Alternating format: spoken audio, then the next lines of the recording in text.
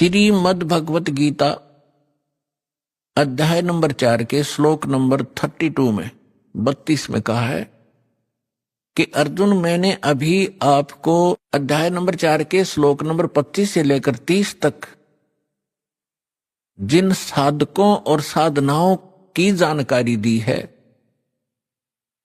और वो साधक चाहे कोई देवी देवताओं को पूजता है, उसी को सत्य मानता है, पापनाशक जानता है, कोई स्वाध्याय करता है, कोई तीक्ष्ण अहिंसावादी व्रत ही करके मुंह पर पट्टी बांध के नंगे पैरों घूम कर अपनी साधना को सही मान रहा है।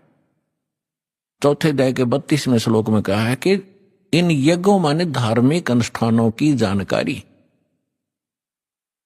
ब्रह्मणे मुखे सच्चिदानंद घन ब्रह्म ने अपने मुख कमल से बोली है।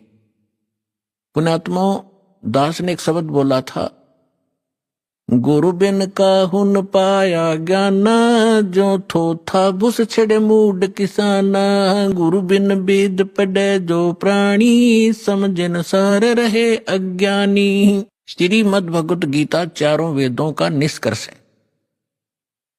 चौथे अध्याय के 32वें श्लोक में यहां एक ब्रह्मणे मुखे शब्द है। इस ब्रह्मणे मुखे शब्द का हमारे अनुवादकर्ताओं ने इस दास से पहले जो अनुवाद दास ने किया है, गहरी नजर गीता में एक पुस्तक बनाई है, यानी उसका अनुवाद समझो श्रीमद् भगवत गीता का अनुवाद है। उसका नाम लिखा है गहरी नजर गीता में। इससे पहले जितने महापुरुषों के आप अनुवाद उठाकर देखोगे, उसमें क्या लिख रखा है? ब्रह्मणे मुखे का अर्थ किया है वेद की वाणी। और इन्हीं अनुवादकर्ताओं ने 17वें अध्याय के 23वें श्लोक में इसी ब्रह्मणे का अर्थ किया है सच्चिदानंद घन ब्रह्म। वो यथार्थ अनुवाद है, वो सही अर्थ है। यहां ये विचलित हो गए, तो ये विद्वान नहीं थे, इसलिए इन्होंने अनुवादों का अड़ंगा कर दिया।